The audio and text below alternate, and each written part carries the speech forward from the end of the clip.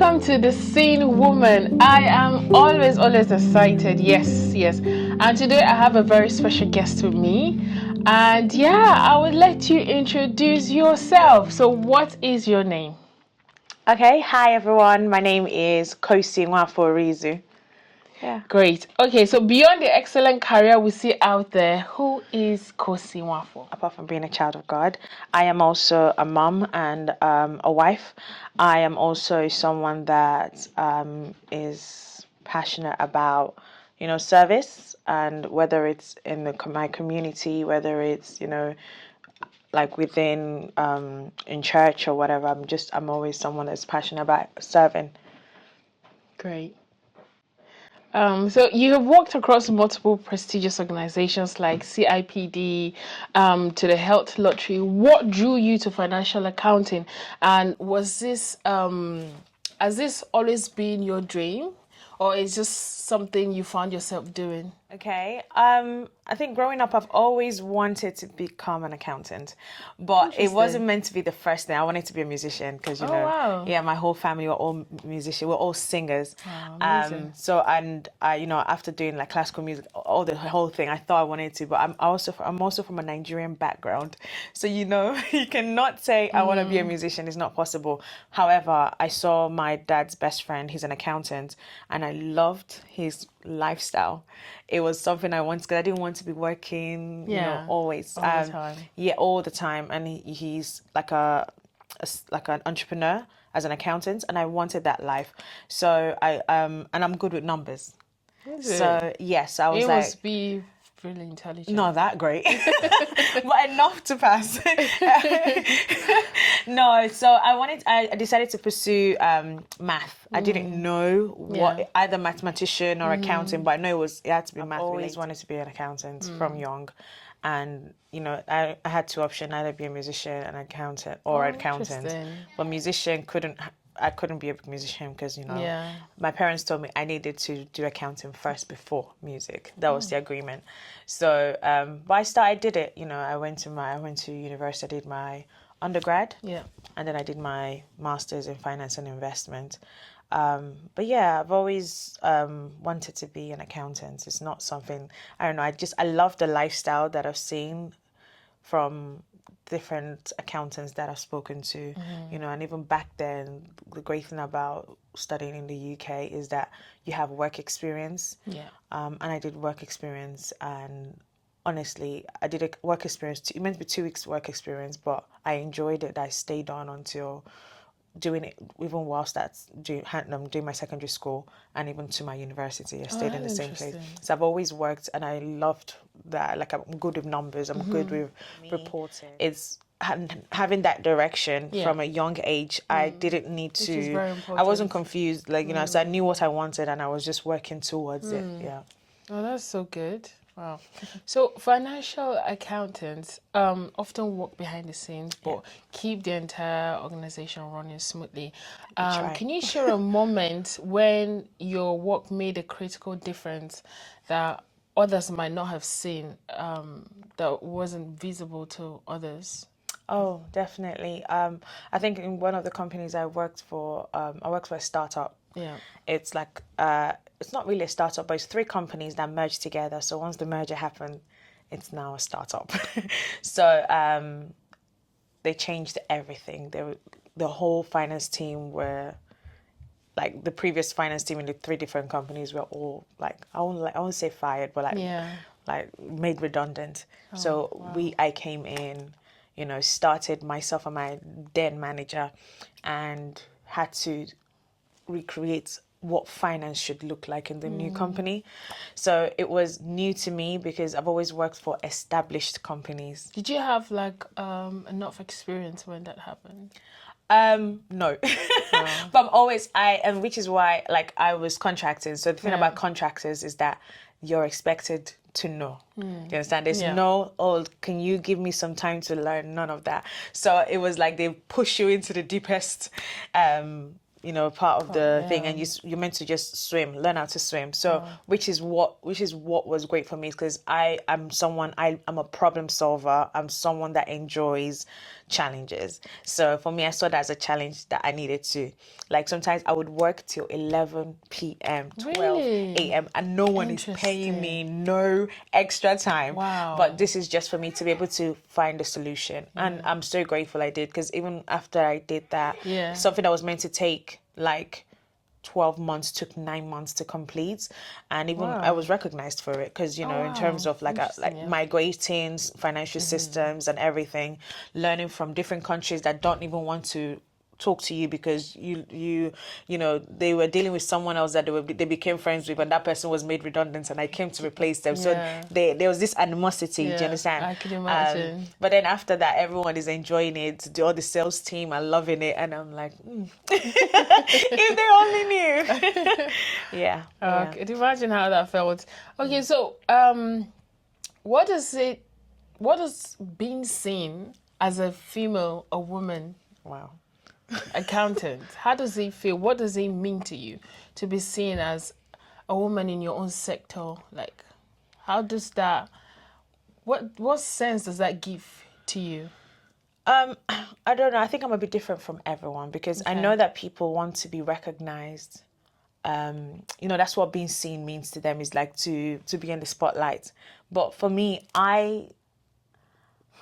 how would I say? It's like for being seen is me being valued for the impact, like what I do. Yeah. Do you understand? To be recognized for what I am doing. I don't need to be in the spotlight, truthfully. Like I've always said, if I'm put in spotlight, my heart is beating, if I'm being honest. So I like working in the background, but I like to be valued for what I'm actually doing, so that for me, that's what being seen. It's not like putting the limelight, all spotlights on you, none of that. I just that little thank you, or well done, or we see what you're doing, and we recognize that. That's more than enough, honestly. That makes my day. Do you understand? Yeah. I mean, that's what we want for every woman out there. 100%. To see those working behind the scene and in front, that they're being recognized for how much value how much impact they bring to society, to the world at large. So I really commend you for it. Going back to leadership and mentorship. Okay.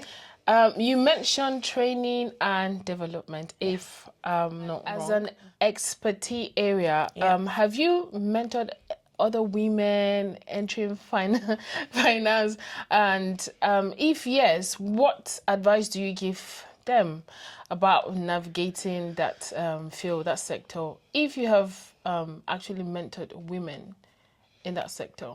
Okay. I would say yes, but formally and informally, in the sense that when I'm talking to like younger people that want to get into finance, like teenagers that just finished sixth form or college, and they're like, oh, Kosy or Auntie Kosy, depending on who, I should give them the info about finance. And for me, it's like finance sometimes can look intimidating, because when someone hears finance, they're like, oh, numbers, oh, I'm telling you, they say, oh, reporting. And for me, it's more than that. So my advice always, to whether it's sister or anyone, any female that is looking into finance, is to, number one, know your worth. Because most of the time you're going to work with people that will try to undermine you. But if you know yourself, you can. There's a way. I am 100% against being rude, but there's a way you can stand. You can, shield yourself from. Because trust me, a lot of people, if they see like a moment of, oh, she doesn't know, she's not strong in herself, they will try to take advantage. They test you, They would try to take advantage. So I always say, know your worth. Make sure you work hard. And don't limit yourself to whatever it is that you've learned. When you come in, for example, and you say, all I learned is, I'll give an example, maybe accounts payable, accounts receivable. If you're in finance, you understand that. You might come in and you'd be like, oh, actually, for me to get to wherever I want to get to, I need to learn, I don't know, how to do reconciliation, or just always be willing to learn, and always ask questions. Yeah. Because, you know, if you don't ask questions in finance, you will end up you will have to go back again. So always ask questions. Yeah. So going back to that part of leadership and mentorship, is it something that you you have in mind to do, to maybe train youths or women? I might start my own mentorship. Do you know what? Yeah. I've never said mentorship. You know what I mean? Like I've always been, loads of young people have always come to me to ask for like advice, and I'm always willing to, you know, speak to people, because as I said before, finance is very intimidating. Yeah. And especially it's one that's dominated by a lot of men. Yeah. So especially as females, as women, as women, when they see that, is that some of them get like held back. They don't want to, you know, because it's very intimidating. Yeah. So I always tell people, you know, I'm always willing to talk to people. You know, even some people that say they might not have the necessary experiences. I'm always willing to train, but I wouldn't say I've ever thought to like have a platform. Yeah, and the reason why is that I am terrible. Is it? You speaking. never can tell if you don't try something, you can't tell. I will say in the past 2 years that my confidence in speaking has gotten better. I will say that 100%. Yeah. So of course, me not saying it then doesn't mean I can't say it again now. No, yeah. So I totally understand. As everyone is evolving, so am I. Yeah. Okay, so what's one misconception people have about what financial accountants do that you did love to correct? Is there any? I would say, you know, as I said, it's like, oh, numbers. That's all they think we do. Yeah.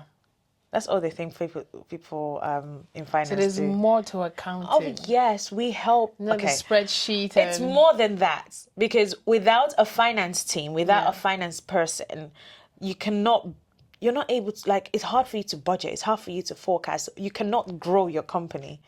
So we are the strategic people that will help you, like, your company, for example, to like for you to see how your company is doing, how fluid your finances are, and see how far you can grow and at which speed you can grow in. So we're more than just numbers. Oh, interesting. Yeah. Interesting.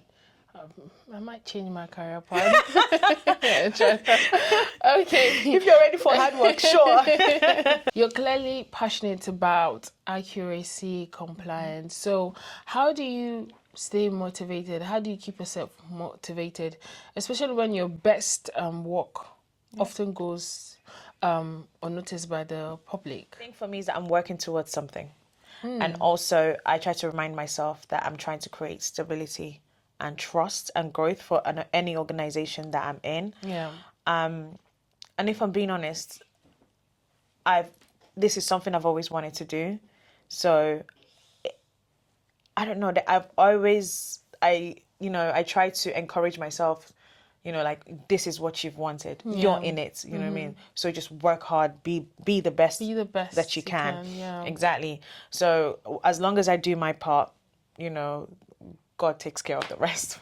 So the public doesn't really matter. The public really doesn't matter for me, honestly. But for me, as a sane woman, I think it's important that the general public get to see what you do.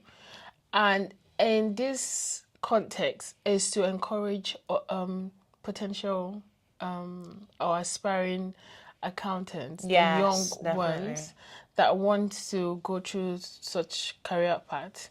So I find it interesting, or I would want women like you doing extraordinary things behind the scene to, you know, put yourself more out there.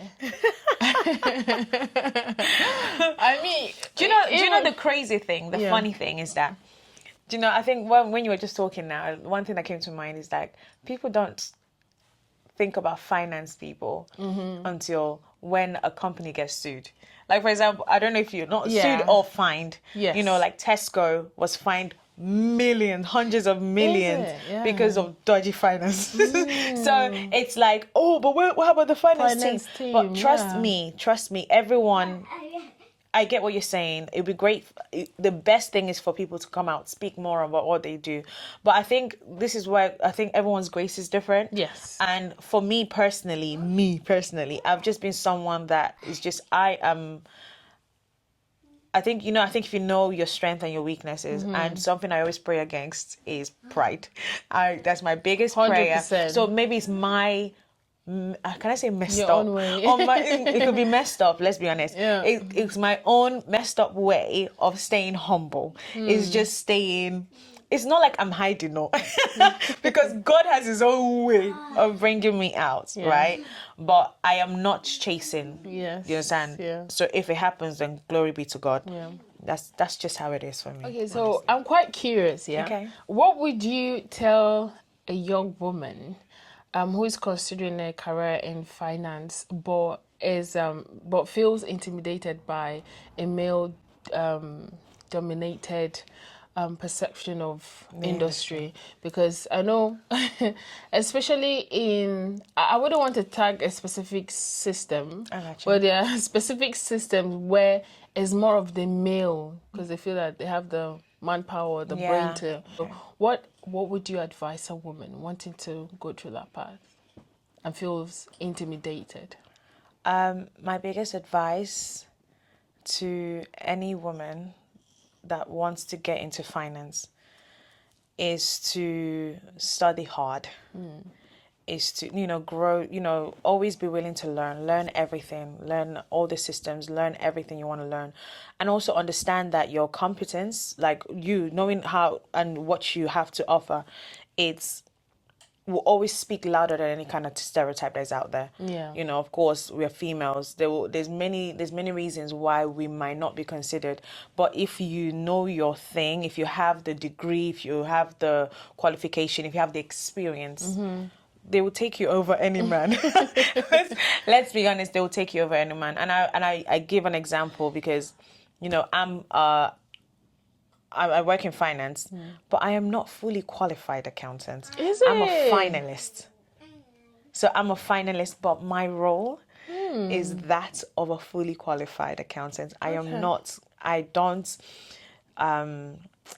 in the same, in terms of role as a normal, a part qualified or a finalist thing. I honestly, but because of my experience, and this is more than just your degree and your master's. It's more about my years of experience and, and the things I've had to do in each company. Most of the time I go into companies, they want me to just do one thing.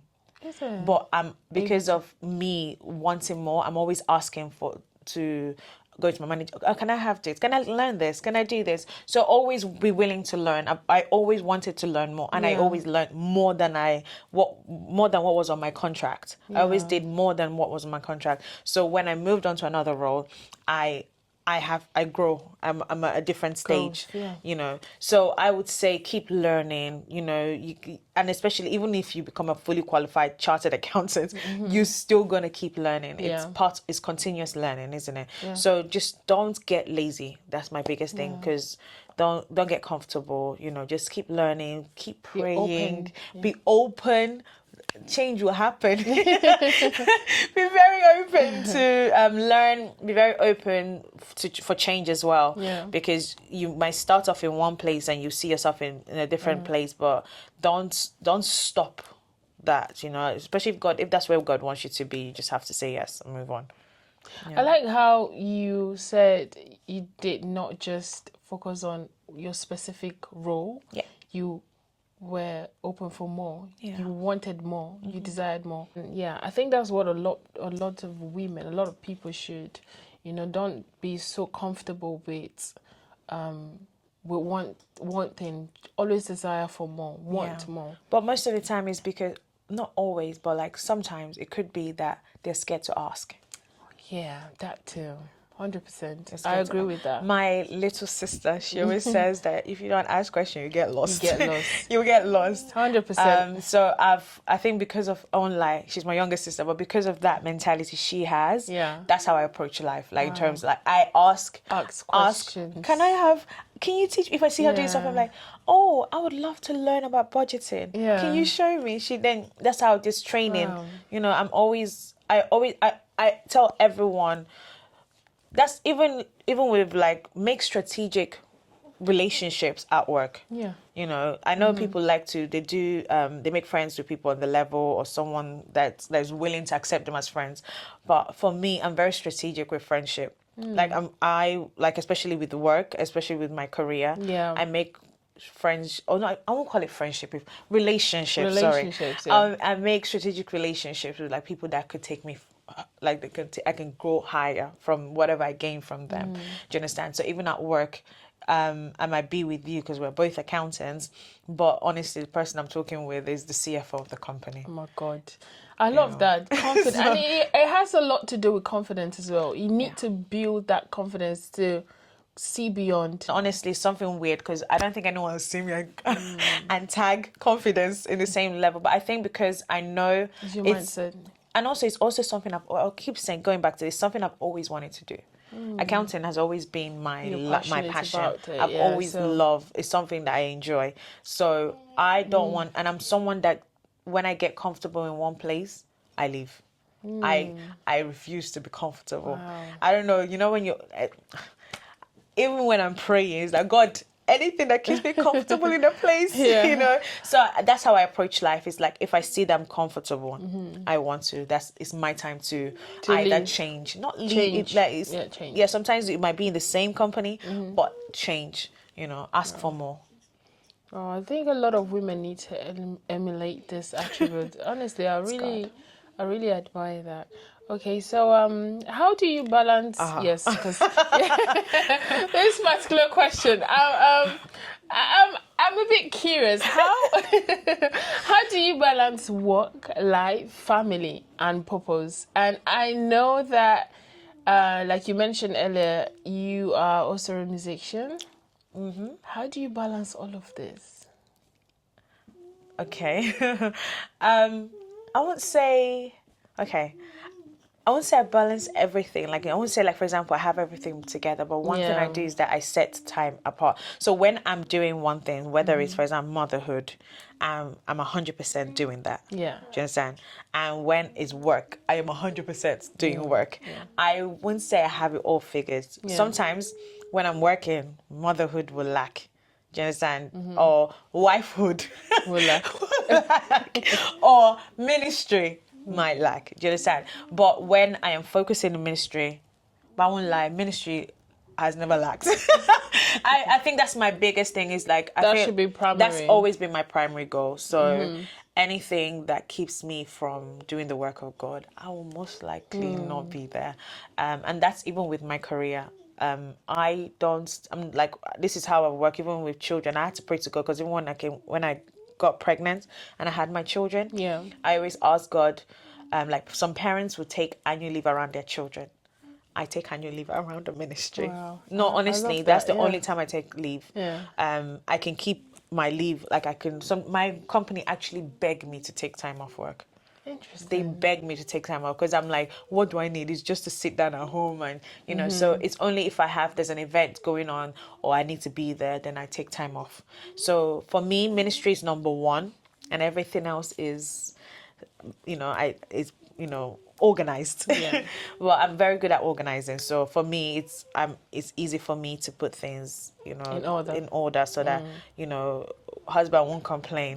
Children won't always complain, and there's definitely God can never complain. Yeah. So there's a balance. Yeah. I love that. I really, really love that. Okay, so you describe yourself as someone committed to delivering excellence. Yeah. Just like Daniel. What does excellence mean to you personally, beyond just technical skills, beyond accounting? It's doing more than the ordinary. For me, it's sorry, I keep looking. I'm thinking. It's just always being the best at what you do. At what you do. You know, whether it's simple, even though we try to admire, even like cleaning, for example, is cleaning the best, like cleaning it, doing it 100%. You know, not trying to do shortcuts or, you know, or I'll do it late. I'm someone that when I'm focusing on something, I will get it done. Yeah. Like I'm not, so that's how I do everything, honestly, and sometimes it's at my own detriment, I won't lie. Because if I'm not getting something right, it will annoy me. Yeah. And I will not leave until I finish. Which is why sometimes I stay at work 11, 12. And because of remote working, you can do that. And I'm grateful to God that, you know, I'm in a place, you know, my husband is very understanding. My children, they have to understand. And with the help of God, I am trying to always give my best. Do you understand? Because how can I serve God like amazingly, and I'm serving his people shabbishly? Yeah. So I give 100% to everything. Excellent. Yeah. So Amazing. for our audience of women who are building quietly and faithfully, so what's your message to them about the value of consistent behind the scene work? What would you advise? I would advise them to keep going on, keep pushing forward, you know, and whatever they're doing, do with integrity. You know, you might not see the reward right now, but you will see it later on. You understand? And understanding that what you're doing in your quiet time, in your, let's say, behind the scene, will take you places. It will show up in places where you least expect it. You know, so just stay consistent, keep pushing, keep working hard, keep showing up. You know, keep being the best. It will all work out eventually. Like there's benefit to everything, really. Yeah. I'm curious, what do you do for fun? What do I do for fun? Yeah. I love singing.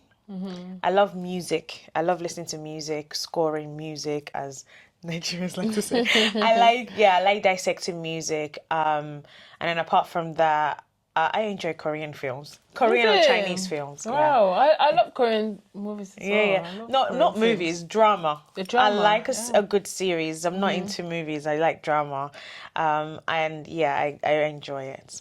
This is not always, you know, but yeah, I do love that. Right. So, have you got a go-to affirmation mantra? Oh my God, no. I think for me, it's be the best you can. You can be. That's is what I say to myself, because that's what you know, and stay humble. Yeah. So that's my biggest thing. Stay humble. Stay humble. Be the best you can. Okay. So, lastly, before I let you go, Yes. Do you have any specific book you would like to recommend? Okay.